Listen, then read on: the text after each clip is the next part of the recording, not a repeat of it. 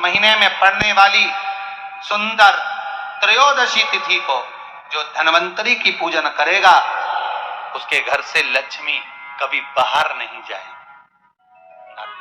भगवान विष्णु कहते हैं, सुनो किसान, मैं आपको धन्वंतरी पूजन का विधान बताता हूं। भगवान कहते हैं, किसान, सुंदर कृष्ण पक्ष की त्रयोदशी को कार्तिक के महीने में धन्वंतरी देव का पूजन, धनतेरस का पूजन माना जाता है। सुनो किसान, एक सुंदर भूमि पर देसी गाय का गोबर से लीपन कर कर, अगर गाय का गोबर ना मिले सुंदर जल से लीपन कर कर वहां एक सुंदर चौक को पूर कर, आप सभी को ज्ञात होगा कि चौक पूरने में रंगोली का प्रयोग नहीं होता। आप लोगों को मालूम होगा चौक पूरने में आटा और हल्दी का प्रयोग होता है। काय का प्रयोग होता है? आटे और हल्दी का प्रयोग। आटे हल्दी का प्रयोग क्यों होता है?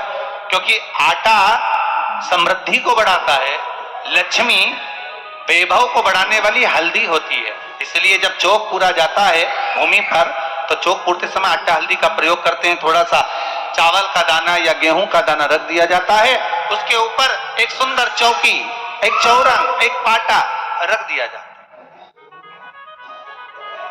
भगवान विष्णु बता रहे हैं किसान को धनतेरस के पूजन का वर्णन, और जो भगवान विष्णु ने बताया है वही पूजन का वर्णन आप लोग श्रवण कर रहे हैं। जो विधान भगवान विष्णु बता रहे हैं उसके हिसाब से, उसके अनुसार आप लक्ष्मी का पूजन, धनतेरस का पूजन करें। चौकी लगाएं, चौरंग लगाएं, पाटा लगाएं, उस पाटे पर एक सुंदर लाल वस्त्र धारण करा दें, लाल वस्त्र बिछा दें। एक थाली लें, उस थाली पर कंकु से, रौली से, कुंकू से गिला कर स्वस्तिक का निर्माण कर दें। स्वस्तिक का निर्माण कर कर घर में अगर चांदी का सिक्का हो, अगर चांदी का सिक्का नहीं हो, चांदी का कॉइन नहीं हो तो अपने घर वो कॉइन ले लो महाराज, उसको थाली के अंदर रख दें स्वस्तिक के ऊपर।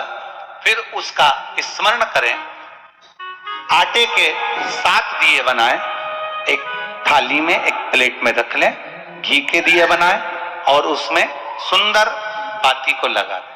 ध्यान दीजिएगा, इसमें जो बाती लगेगी वो लंबी बाती लगेगी।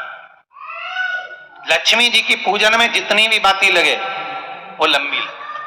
महाराज घी के दिए लगा दें 7, सातों दियों को प्रज्वलित कर लें, प्रकट कर लें। एक दिया तेल का लगा दें। तेल का जो दिया लगाया है, जहां पर आपने सिक्का रखा है, कॉइन रखा है, उसका लेफ्ट हैंड, मतलब आप इससे बैठे हो तो आपका सीधा हाथ की ओर आप तेल का दिया लग दें। और जो 7 दिए आपने लगाए हैं वो लक्ष्मी जी के राइट हैंड, मतलब आपका लेफ्ट हैंड हो गया, लक्ष्मी जी का राइट हैंड, आपका लेफ्ट हैंड हो गया, आपका उल्टा। वहां पर 7 दिए जो आपने प्रज्वलित करे हैं वो प्लेट में रख दें। सुंदर थाली जो आपने पूजन की तैयार करी है उसमें कुंकू, रोली, हल्दी, अबीर, गुलाल, चंदन, मौली, लाल धागा, मौली, अमरबेल के टुकड़े, कमलगट्टे, हल्दी की गांठ,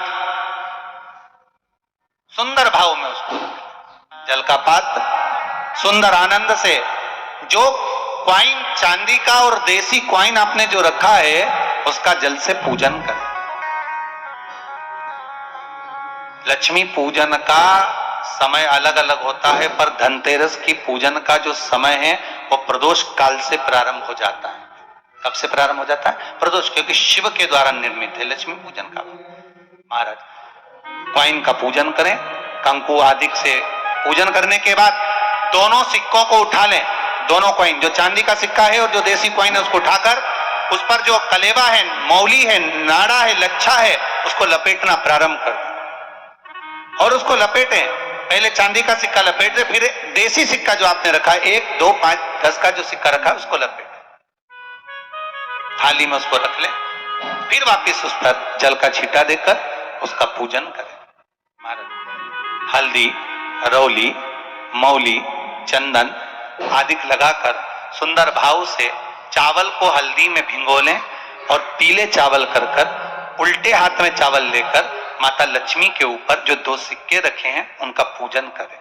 साथ में जब चावल छोड़ते जाएं तो गणेश जी का भी स्मरण करते जाएं। हे रिद्धि सिद्धि के दाता श्री गणेश जी महाराज, आप हमारे यहाँ पर सदा माता लक्ष्मी को लेकर, कुबेर भंडारी को लेकर सदा विराजमान रहे, नारायण को लेकर सदा विराजमान रहे।